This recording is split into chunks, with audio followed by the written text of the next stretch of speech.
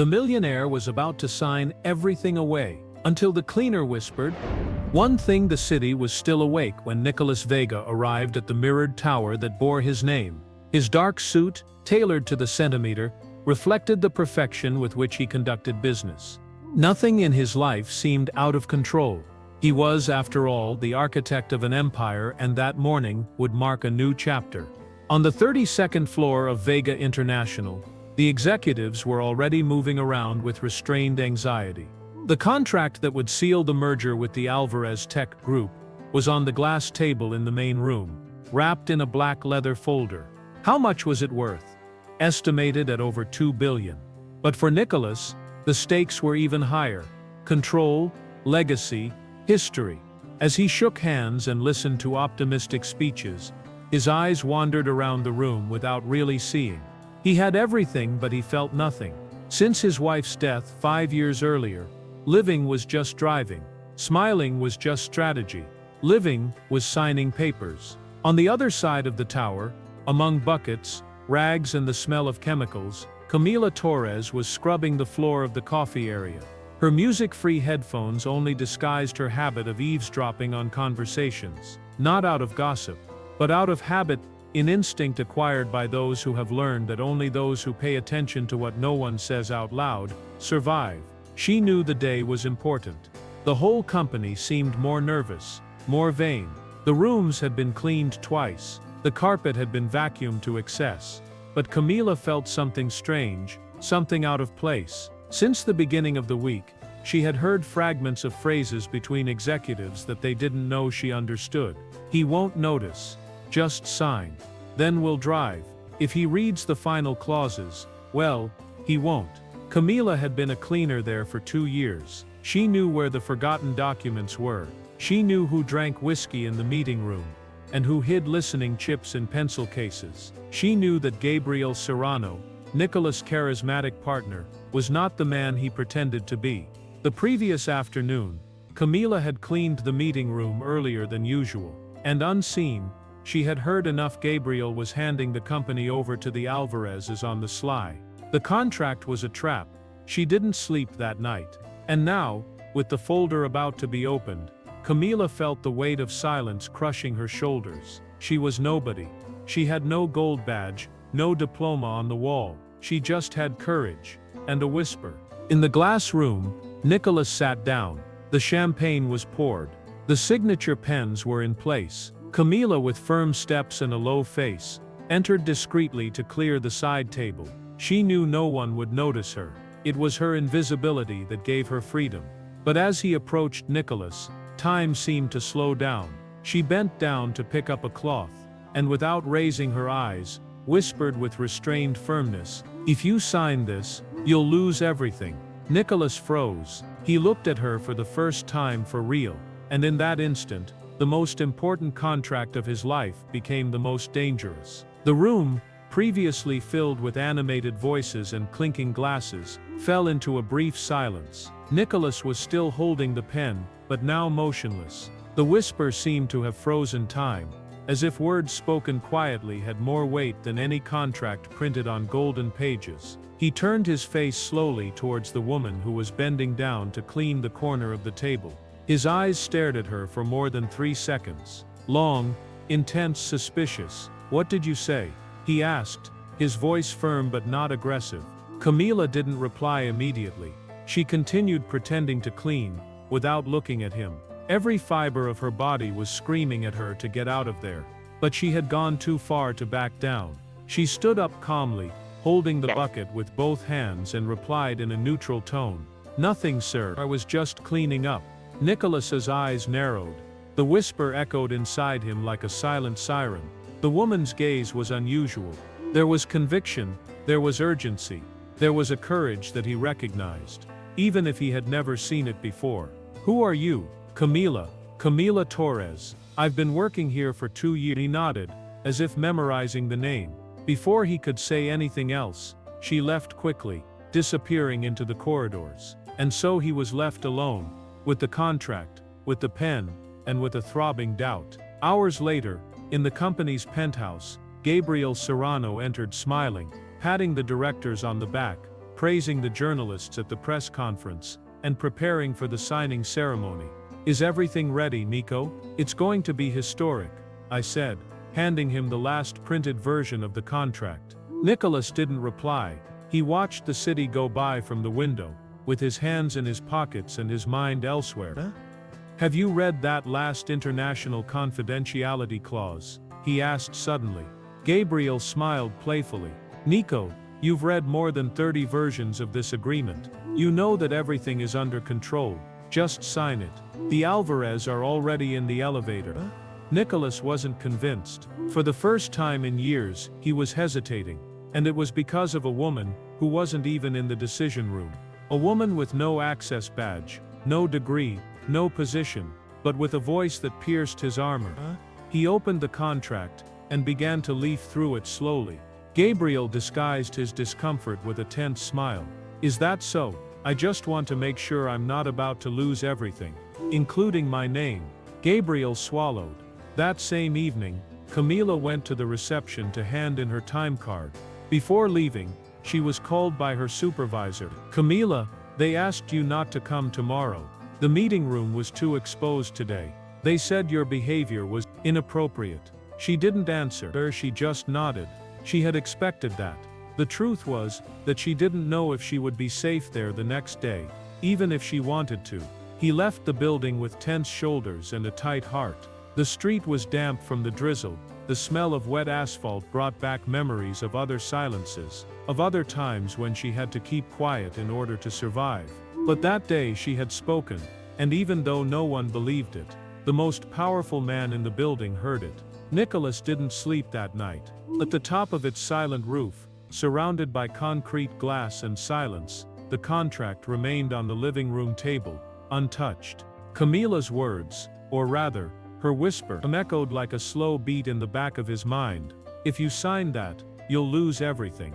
He had heard advice, threats and warnings from lawyers, consultants and competitors over the years, but never like this, never from someone who had absolutely nothing to gain, and everything to lose. It bothered him. The next morning, before 8 o'clock, he entered the building without telling anyone.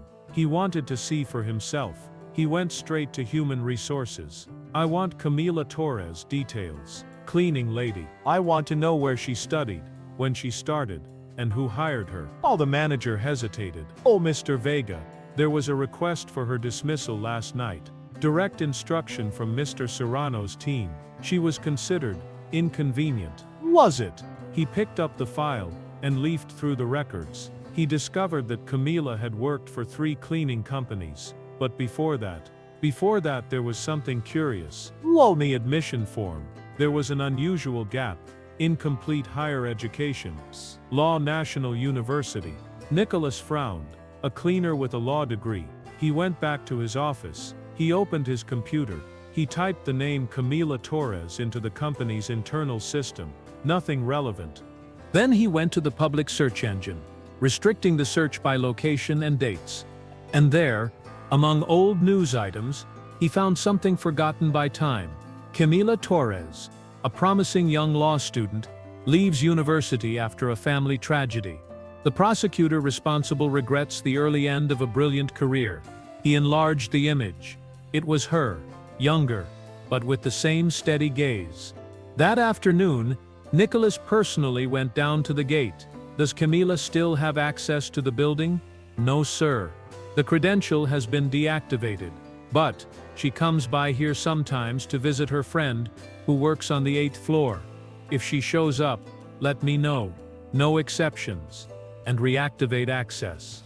She has my direct permission." The security guard nodded in amazement. Camila, for her part, was running her fingers through the pages of an old constitutional law textbook. It was the only copy she had kept when she left university years before. The rest she had sold to pay for medicines. She knew she would be fired. She knew she might have crossed a line, but she couldn't bring herself to regret it. Not for him, for herself, for allowing herself, for once, to be heard. He was about to close the book and leave when his phone rang. Unknown number. "Hello, is it Camila Torres?" "Yes. Who is this?" "Nicolas Vega." Silence. I need to talk to you. I need to talk to you now. She hesitated. Why?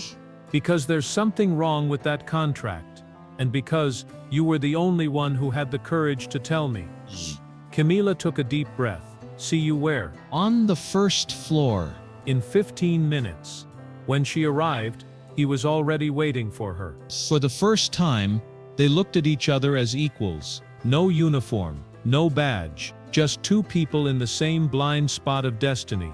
And it was there, in that cold marble and glass lobby, that something began, something bigger than mistrust. An alliance between those who have lost everything and those who have never had anything. The lobby was almost empty, except for the two of them. Camila kept her hands folded, her body erect, as if she knew she needed to keep her distance. She had been in many situations where being too direct was mistaken for insolence. But there, at that moment, Nicolas Vega didn't seem like the unapproachable tycoon, but a man looking for ground. Why did you say that yesterday? He asked bluntly. She hesitated.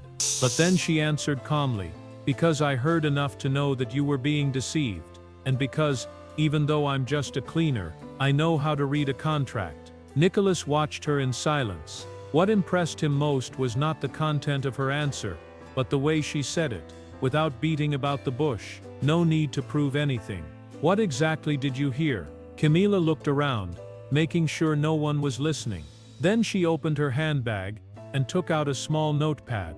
I write down the important phrases. It's an old habit, a thing for people who like logic and proofs. She handed him the paper. Gabriel had said this 2 days before the signing. Nicolas read, "If he signs, it's ours. The name, the details, even the headquarters. But we'll let him think he's in charge." Silence fell like a lead curtain. "There's more," said Camila. Clause 14.3 of the contract. The language was changed at the last minute. It transfers majority voting power in cases of internal conflict to the Alvarez. You would only keep the title of CEO, but in practice, you would become a puppet. You would become a puppet. He looked at her with restrained astonishment. "How do you know that?" Camila took a deep breath. "I studied law. I almost graduated. I stopped in the final year. My mother got ill. I had to look after her. Then life changed." She smiled with her lips, but not with her eyes. "I never went back." Nicolas felt discomfort in his chest. It wasn't pity. It was a kind of raw admiration, the kind that comes before you even know why. "I need your help, Camila." She blinked in surprise. "Help? I want you to help me understand this contract line by line. And I want you to be there when I confront Gabriel." "Mr. Vega, call me Nicolas." She smiled slightly, like someone who isn't used to this kind of treatment. "That's dangerous. I've already been dismissed. If it continues, maybe I'll have the chance to save everything I've built, and maybe you'll have the chance to be heard by those who have always ignored you." For a moment, Camila wanted to back away, but there was something in the way he looked at her now. It wasn't pity, it was respect. She nodded.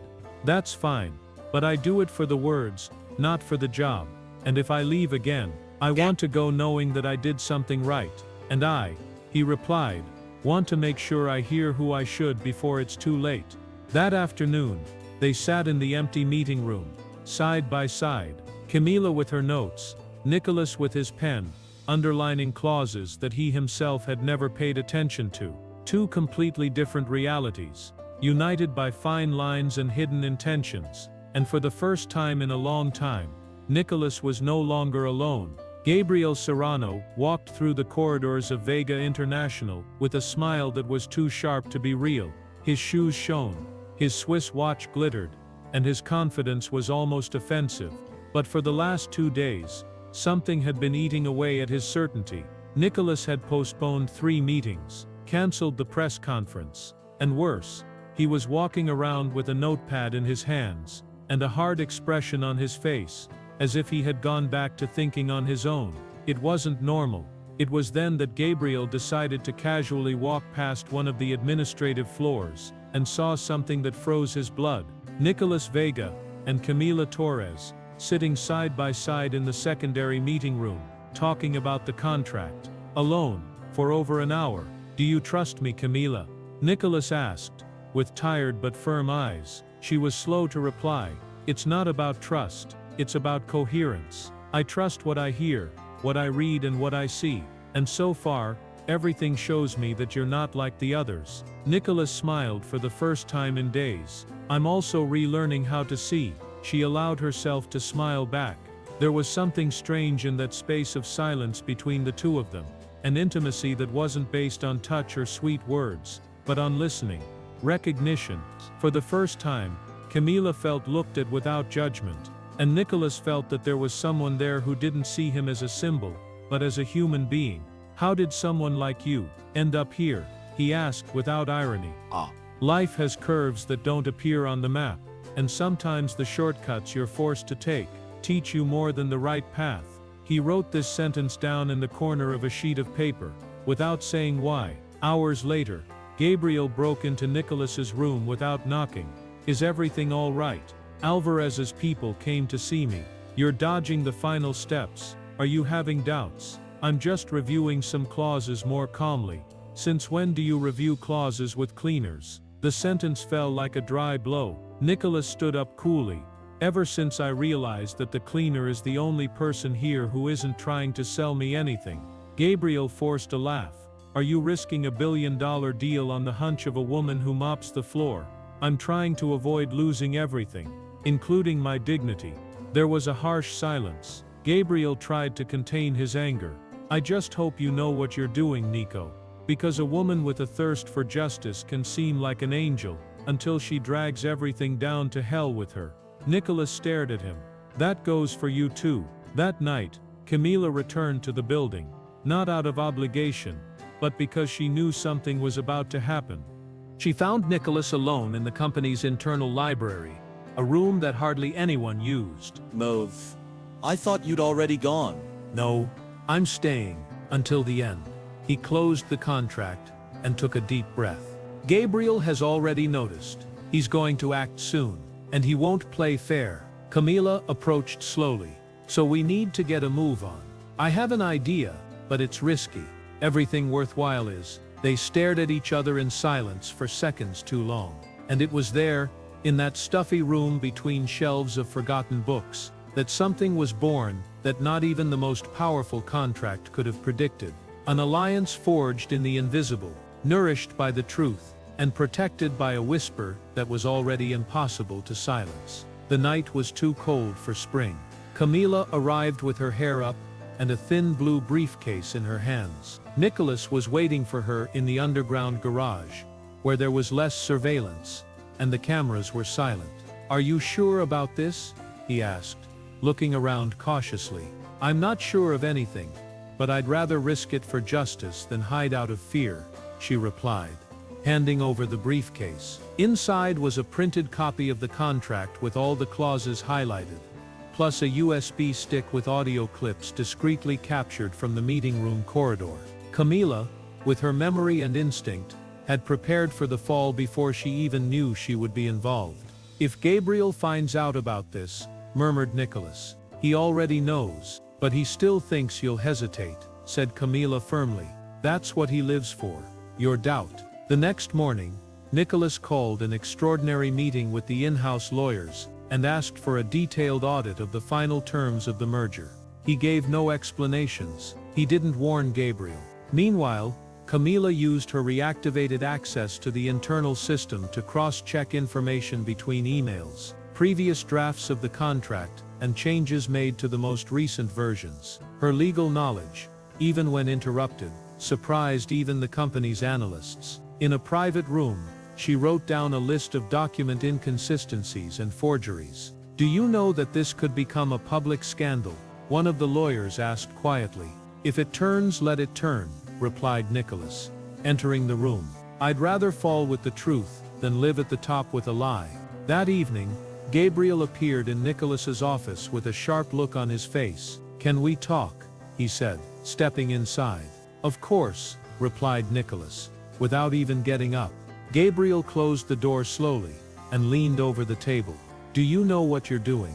Yes, Nicholas replied dryly. I'm finally hearing from someone who's never been heard from. She's dangerous. No, she's fair. And you, You're an excellent liar. Gabriel smiled debauchedly. Are you going to believe the cleaning lady against me? Nicolas stood up calmly and walked over to the window. It's not about believing, it's about what's written, and the clauses you've hidden speak loudly. Gabriel lost control for a second. You'll regret messing with me. I already regret not having done this before. Later, Camila and Nicolas met in the library, the new makeshift headquarters of the truth. He'll react. He won't let it go, she said, leafing through the papers with tired eyes. So we need to go all the way. I'll convene the council, and when I show them everything, he'll fall. Camila took a deep breath. If something happens to me, if I disappear, don't say that, Nicolas interrupted, with a tense gleam in his eyes. You need to be prepared. He approached, slowly. The two of them stood side by side in front of a dangerous truth. A silence settled in, dense but intimate. I won't let anything happen to you, he said, in a low tone. She looked at him seriously. Don't promise me that. Just promise me you won't pretend you don't see it anymore. Nicolas nodded. I see you, Camila. From the first whisper. The Vega International Executive Boardroom was rarely occupied, only for the most serious decisions or the most grandiose celebrations. The oval dark wood table reflected the ceiling lights, and the black leather chairs were all occupied. Each board member had received an emergency call. Gabriel Serrano had arrived 10 minutes earlier, wearing a tailored suit and giving a rehearsed speech. He was calm on the outside, but his fingers betrayed the tension. They tapped lightly on the glass of water. Nicolas entered last, with a briefcase in his hands. Behind him, Camila Torres, wearing a simple blue shirt and black pants. Discreet, but with the firm posture of someone who knows she hasn't come to ask permission. She's come to say what needs to be said. The first reactions were predictable. Arched eyebrows, hushed whispers. Is she maintenance? Muttered one of the advisors. Is that so? Whispered another, incredulous. Nicolas didn't hesitate. He walked to the front of the table and started. Thank you for being here. The reason for this meeting is not to sign anything. It's to prevent something very wrong from being signed. Gabriel interrupted, with false serenity. Nico, that's a misunderstanding. We can sort it out later. Nicolas ignored him. In recent weeks, changes have been made to the final versions of the contract with the Alvarez Group. Changes that favor the transfer of power, resources, and even the future dissolution of Vega International as we know it. All eyes turned to Gabriel, who was still in control of his expression. And how exactly did you find out about this? Asked one of the board members suspiciously. Nicolas gestured with his hand. She's the one who found out. Camila stepped forward. The hall fell silent. My name is Camila Torres. I've been working in the cleaning department of this company for 2 years, but before that, I studied law. Some advisors exchanged uncomfortable glances. In recent weeks, I've heard conversations in the corridors. I've read discarded papers. I compared versions of the contract, and I realized that something was wrong. I wrote it down, reviewed it, and proved that clauses were inserted to benefit the partner responsible for the negotiation, to the detriment of Mr. Vega and the company itself. That's absurd, shouted Gabriel. You're using a resentful cleaner as a witness. That's ridiculous. Camila stood her ground. It's ridiculous to pretend that one's position defines the value of the truth. A dense silence fell over the room. Nicolas opened the folder and handed out printed copies with markings made by Camila. Everything that's there has been confirmed by 3 in-house lawyers, and by me. And if anyone has any doubts, they can check with the Alvarez themselves. But I doubt they want to expose themselves. Gabriel stood up angrily, but it was too late. The faces around the table were changing. There was no more arrogance in their eyes. There was shock. An advisor who had never spoken to Camila before said, "Are you aware of what you've risked by bringing this here?" Camila replied in a firm voice, "I am, but living quietly was also a risk, a bigger risk." After an hour of discussion, the board decided to suspend the merger and open a formal investigation into Gabriel. He was removed from office with immediate effect. As she left the room, Camila's footsteps echoed as firmly as before, but now there was something new in her gaze. She was no longer invisible. Nicolas walked beside her in silence. When they reached the elevator, he spoke, "You didn't just save the company, you saved me too." She stared at him. "What next? What's next?" He smiled slightly. "Now we'll write the next page." And the elevator closed in front of them, like a curtain on an act that had just changed everything. 2 days had passed since the meeting. Gabriel Serrano's office was quietly emptied the following morning. No official note was released. No press conference was scheduled. But behind the scenes, everyone knew something was shaking in the foundations of the Vega empire. Nicolas walked through the corridors of the company at a different pace, slower, more observant. It was as if his own eyes were re-educating themselves. And the world, revealing layers he had never noticed before. He felt the weight of what he had almost lost, but also the discomfort of someone who realizes they don't know the place they created. Camila, for her part, didn't go back to the cleaners. She refused the new badge she was offered, with extended access. "I'm not here for a job," he said. "So what do you want?" asked the HR director in surprise. "Time and freedom." She started working as a temporary consultant, helping to analyze contracts and guiding social responsibility projects. But she didn't feel part of anything. She was still seen as a foreign body, someone who had jumped an invisible fence. One Friday evening, the office was empty. Nicolas and Camila met by chance on the 32nd floor balcony. He was holding a glass of whiskey. She was holding a brown envelope. "I see you've been drinking again," she said, leaning against the glass wall. "Today was an exception," he replied. The world got heavier. Camila handed over the envelope. "The report you asked for. I finished it before the deadline." He opened it, read a few pages. Silence. Then he stared at her. "Have you thought about going back to school?" "Now, every day, but thinking is different from achieving. I can help you." She looked at him carefully. "Why?" "Because it's right," she smiled bitterly. "Or because you feel indebted?" Nicolas swallowed. He looked at the city skyline, then replied, "Maybe a bit of both. I don't want to be helped by pity, Nicolas. And I don't want you to leave." The wind whipped between them like an answer. Camila lowered her eyes. Then she spoke, her voice lower than before.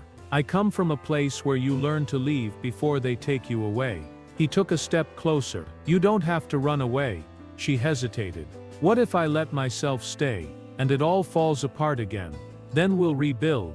That night, there was no kiss. There was no touch. Just a complicit silence, an interval between two worlds that were beginning to converge. But they both knew they were on a fine line. Neither just work, nor just emotion. And while the city went on indifferently, two hearts, one that was relearning how to feel, the other that was relearning how to trust, beat in the same rhythm for the first time. Camila's name began to circulate around the company. At first in whispers, then in formal emails. A board member suggested that she be put to better use. An international investor asked to meet her. The corporate world, which had previously ignored her, now wanted to hear her, not out of respect, but out of curiosity disguised as merit. She felt it. And she knew. On Monday afternoon, news leaked to the press. From cleaning lady to informal advisor, who is the woman who brought down Nicolas Vega's right-hand man. With the headline came scorn.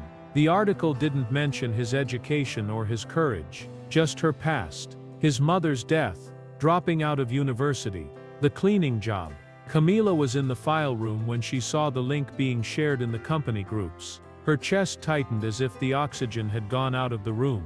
Minutes later, a notification knocked her inside.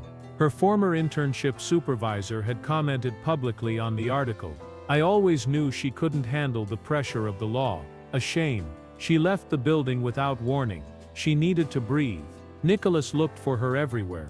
When she heard the news, her reaction was a mixture of anger and shame. "She didn't deserve that," he muttered, slamming the office door. Called, sent a message, no reply.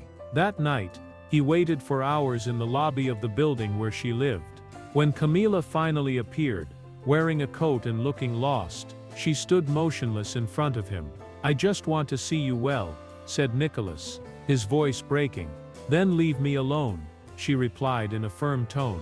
"You promised I wouldn't be used, and now, I've made headlines." I've become a joke. I had nothing to do with that publication.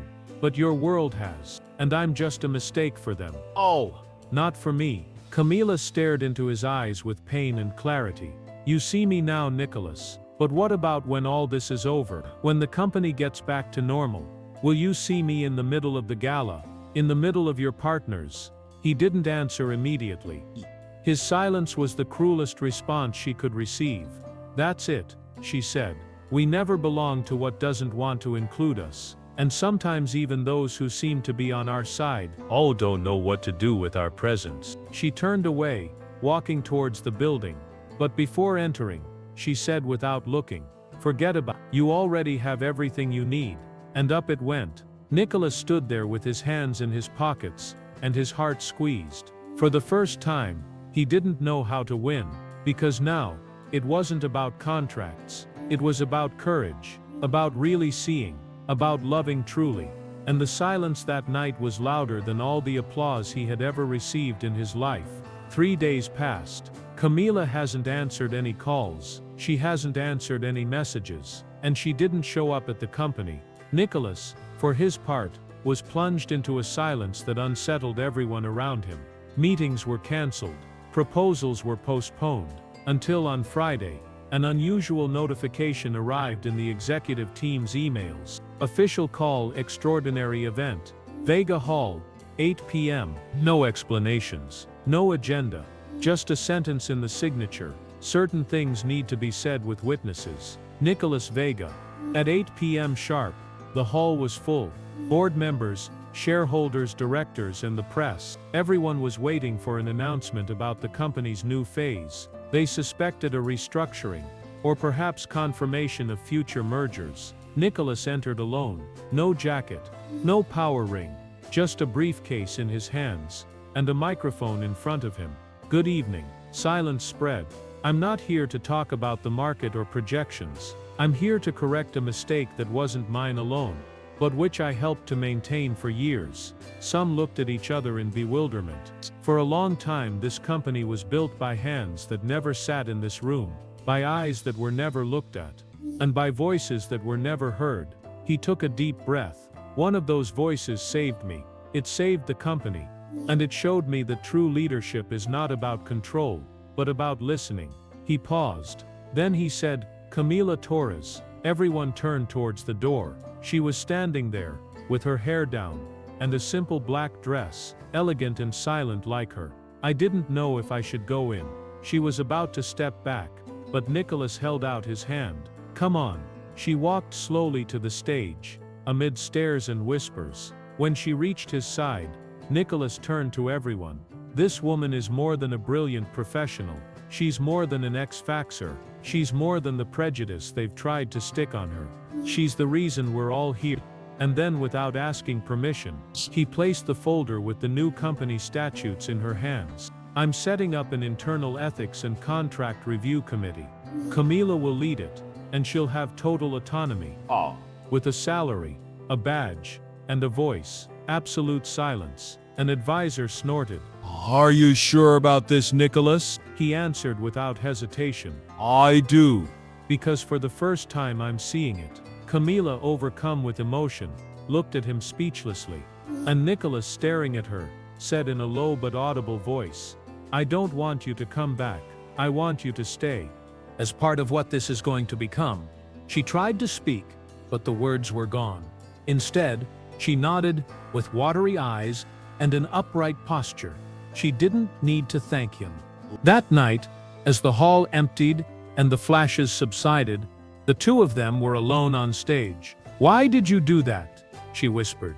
Because I needed to prove that I finally learned to listen with my heart. She smiled tenderly.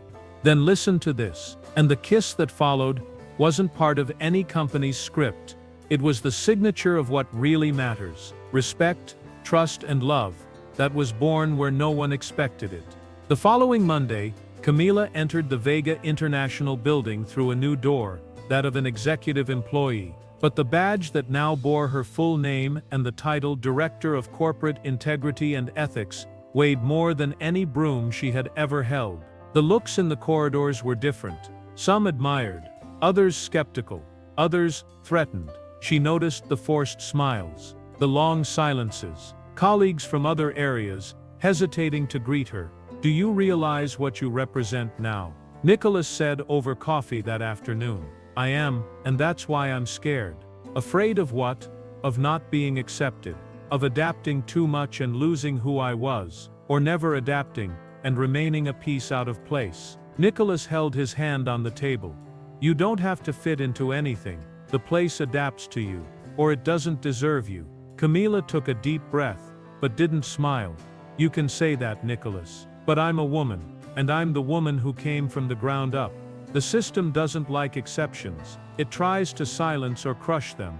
Then let's make some noise." She looked at him with a mixture of affection and concern. "You don't understand. It's not about us as yet. It's about me, about what I'll become if I stay."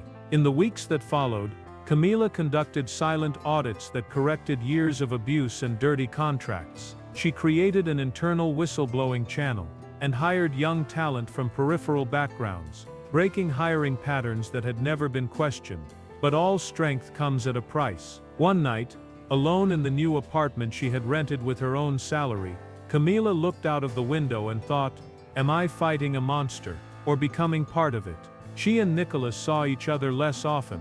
He was involved in restructuring, and she was consumed by the responsibility of proving that she wasn't just a symbol.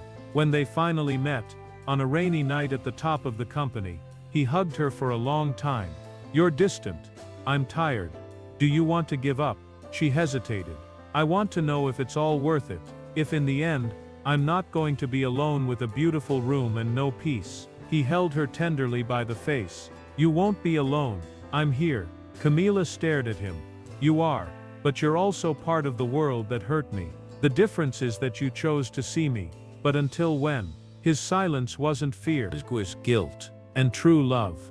That night they slept together for the first time, not as an escape, nor as a celebration, but as two bodies that carried different battles, and that found, for a few hours, shelter in each other's touch. And even between satin sheets, what united them was made of something much harder, respect that had to be earned, step by step. The proposal arrived on a cloudy Monday, a discreet envelope, left on Camila's desk, with the seal of the International Organization for Justice and Human Rights. They had read about it, about her story, about her courage. "Camila Torres, we would like to invite you to lead a Latin American program to fight structural corruption in private companies, an autonomous global position, based in Geneva, Switzerland. Your voice will be heard by entire countries." She remained motionless for minutes, her eyes fixed on the words. It was everything she had once dreamed of. To be heard, to be useful, to change something beyond the narrow corridors she had once cleaned in silence. But what about Nicholas? That evening, he was waiting for her with a glass of wine. He had planned a surprise, a small dinner, a moment for two, away from the corporate world. She sat down at the table, took the envelope out of her handbag, and put it between them. "I got that today." He read in silence. Then he looked up. "It's your dream." It was. "I don't know if it still is." "Of course it is." She touched the rim of the glass without drinking it. "Aren't you going to ask me to stay?" "No," he replied. "It would be selfish." Camila looked him in the eye.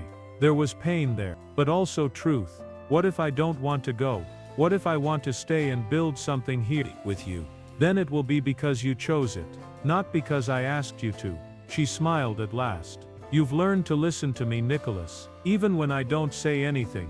Weeks passed. The program in Geneva was announced under a different name. Camila declined the invitation, not out of fear, but out of purpose. She didn't stay at Vega International. She set up her own social consultancy, focusing on ethical compliance and real inclusion. She works with companies that really want to change, and rejects those that just want to improve their image. Nicholas continued to run Vega, but now with more diverse advice. Whenever he needs real advice, he calls her, sometimes at night, sometimes in the early hours of the morning. They don't live together. They don't have rings on their fingers, but they meet every Wednesday, in the same little corner cafe where it all began, with the looks of someone who doesn't need to prove anything to anyone, just live what was born out of the improbable. In the window of Camila's office, there is a handwritten phrase. It was just a whisper, but whoever heard it was never the same again. And maybe that's what love is. A silent choice, made with courage, after the storm.